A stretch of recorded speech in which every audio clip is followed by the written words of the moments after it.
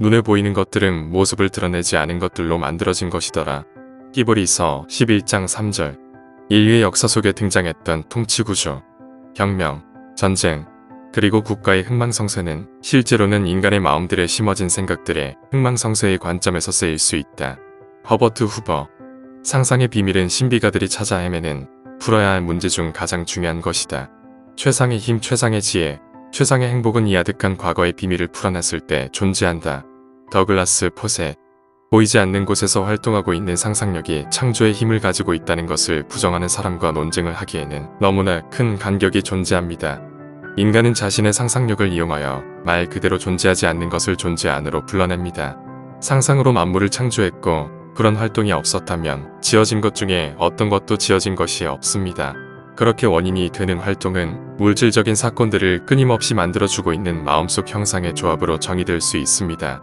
우리는 마음의 형상을 조합해서 행복한 결과로 만들어내고 어떤 다른 것도 끼어들지 않도록 유지해야 합니다. 세상에서 일어나는 일들은 강제해서는 안 되고 그 일이 스스로 일어나게끔 해야 합니다. 모든 존재와 사람들 안에서 활동하고 존재하는 유일한 것이 상상력이라면 사람들의 마음에 미묘한 변화를 일으키기 시작했던 것이 포도를 밟던 어떤 여인이 아니라고 확신하지는 못할 것입니다. 다음 이야기의 할머니는 매일같이 자신의 어린 손녀를 위해 포도를 밟기 시작했습니다. 그녀는 말합니다. 지금 하는 이야기는 가족들이나 친구들이 정말 이해할 수 없다고 말한 사건입니다. 김은 지금 2살하고 6개월이 된 제 손녀입니다. 아이가 태어났을 때 제가 한 달간 돌봤었고 그 후로는 1년 전에 다시 볼 때까지 보지 못했습니다. 게다가 1년 전에 손녀를 만났을 때도 겨우 2주밖에 보지 못했습니다. 하지만 이렇게 아이를 볼 수 없었던 동안에도 항상 상상 속에서 아이를 제 무릎에 놓고 꼭 껴안고는 아이에게 말했습니다. 저는 김에게 하느님은 내 안에서 자라고 있네. 하느님은 내 안에서 사랑을 하고 있네처럼 아름다운 이야기들을 상상 속에서 계속 들려줬습니다. 처음에는 어린 손녀의 대답을 얻으려고 했습니다. 제가 하느님은 내 안에서 자라고 있네라고 말하기 시작했을 때 아이는 나라고 대답하려 했습니다. 지금은 제가 그 말을 하기 시작하면 아이는 문장 전체를 따라합니다.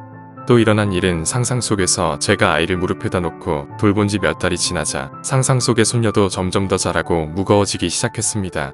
김은 지금까지 제 사진을 본 적이 없습니다. 기껏해야 제 이름이야 들어봤을 정도겠죠. 그런데 언젠가 가족들이 말하기를 아이가 저에 관해 말한다고 합니다. 어떤 누구에게 말하는 것이 아니라 그냥 혼잣말로 그렇게 한다고 하네요. 어떤 때는 거의 1시간이나 계속하기도 하고 전화기로 가서는 마치 제게 전화하는 것처럼 한다고 합니다. 아이가 혼잣말로 이렇게 한대요. 우리 할머니는 나를 사랑한다. 우리 할머니는 매일 나를 보러 온다.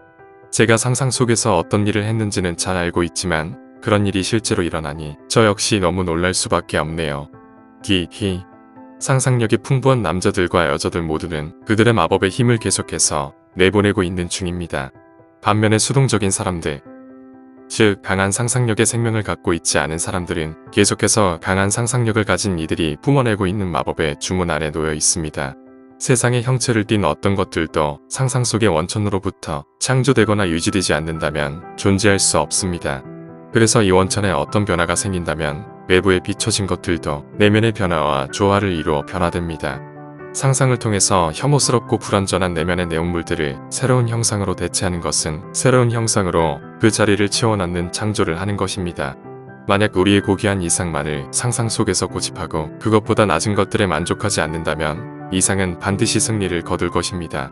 저는 선생님의 책인 시를 뿌릴 때 수억할 때를 읽었습니다. 그 책에서 어떤 교사가 상상력으로 자신의 일상의 경험을 새로 써서 말썽꾸러기 소녀를 아주 사랑스러운 숙녀로 만들어 놨다는 이야기를 읽었을 때 저 역시 남편의 학교에 있는 한 어린 남학생에게 무언가를 해봐야겠다는 생각이 들었습니다. 그 학생과 관련된 문제에 대해 이야기하려면 몇 페이지가 필요할 것입니다. 남편은 여태껏 그렇게 어려운 학생과 그렇게 힘든 학부모를 만나본 적이 없었다고 합니다. 그 학생은 너무 어려서 퇴학 조치를 취할 수는 없었고 단지 교사들은 자신의 반에 그 아이가 들어오지 않기를 바랄 뿐이었습니다. 설상가상으로 아이의 어머니와 할머니는 문자 그대로 학교 운동장에서 진을 치고 있으면서 모든 사람들과 문제를 만들고 있었습니다. 전 아이를 돕고 싶었고 물론 제 남편도 돕고 싶었습니다. 그래서 밤마다 2가지 장면을 상상 속에서 만들었습니다. 하나는 아주 평범하고 행복해 보이는 아이를 보는 것이었습니다. 그리고 다른 하나는 남편이 자기야, 믿을 수 없어. 이제 알이 보통 아이처럼 해동해.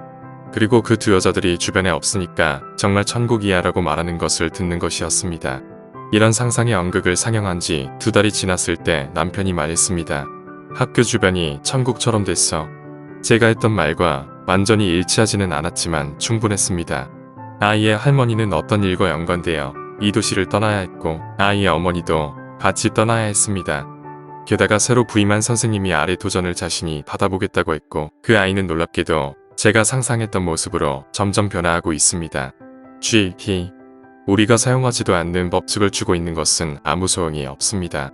나는 이로운 20개의 가르침을 전하는 것이 그 중에 하나를 따르는 것보다 쉽다고 말했던 푸샤와는 달리 GB는 그 가르침을 따랐습니다. 상상에 대한 믿음을 받아들인 것을 그 믿음대로 사는 것으로 바꾸는 것은 굉장히 쉽습니다. 그가 나를 보내시어 상처받은 이들에게 상처를 감싸게 하고 억압되어 있는 자에게 자유를, 속박된 자에게 가둬놓은 문의 개방을 선포하게끔 하였더라. 이사야 61장 1절.